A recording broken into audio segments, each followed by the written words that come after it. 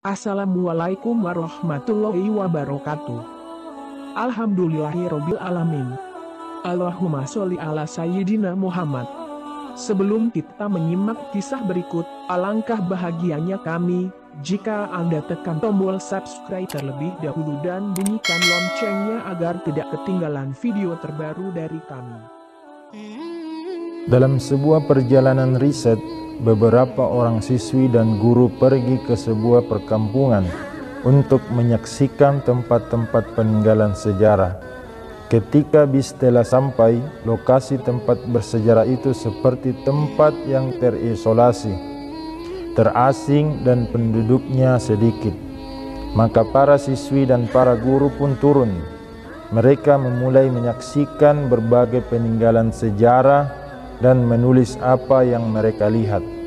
Pada awalnya mereka berkumpul untuk menyaksikan peninggalan sejarah tersebut. Namun beberapa saat kemudian mereka berpencar. Setiap mereka mulai memilih satu lokasi yang mereka kagumi, kemudian mereka memperhatikannya. Ada seorang siswi yang serius menulis maklumat tentang peninggalan sejarah tersebut. Ia pergi jauh meninggalkan tempat perkumpulan para siswi. Setelah beberapa saat, para siswa dan para guru naik ke bis. Sialnya, guru pengawas menyangka bahwa semua siswi telah naik ke bis, padahal ada seorang siswi yang masih berada di sana. Mereka pergi meninggalkannya. Setelah lama berselang, siswi malang itu pun kembali. Ia lihat tempat berkumpul telah kosong. Tidak ada seorang pun kecuali dirinya. Ia memanggil dengan suara keras, akan tetapi tidak ada yang menyahut. Maka ia putuskan untuk berjalan kaki agar sampai ke perkampungan yang dekat dari lokasi peninggalan sejarah. Semoga saja ia menemukan sarana transportasi untuk kembali ke kota asalnya. Setelah berjalan, ia menangis. Ia melihat sebuah pondok kecil terasing. Ia mengetuk pintu. Tiba-tiba ada seorang pemuda berusia 20-an tahun membukakan pintu sambil berkata keheranan, "Kamu siapa?" Siswi itu menjawab, "Saya siswi. Saya datang ke sini bersama guru dan teman-teman saya. Akan tetapi mereka telah meninggalkan saya sendirian. Saya tidak tahu jalan pulang."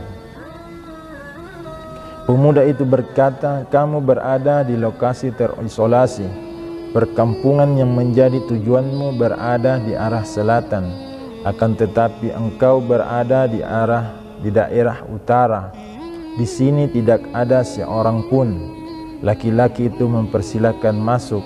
Siswi itu menginap hingga pagi hari agar cukup waktu untuk mendapatkan sarana transportasi menuju kota tempat tinggalnya. Laki-laki itu meminta agar siswi itu tidur di atas kasurnya, sedangkan ia tidur di lantai di sudut kamar. Laki-laki itu mengambil tirai, kemudian ia gantungkan di atas tali sebagai pemisah antara tempat tidur dan sisa ruangan. Siswi itu berbaring, ia takut. Ia menutupi dirinya hingga tidak ada bagian tubuhnya yang terbuka selain kedua matanya. Ia tetap mengawasi pemuda itu. Sementara pemuda itu duduk di sudut kamar. Di tangannya ada sebuah buku.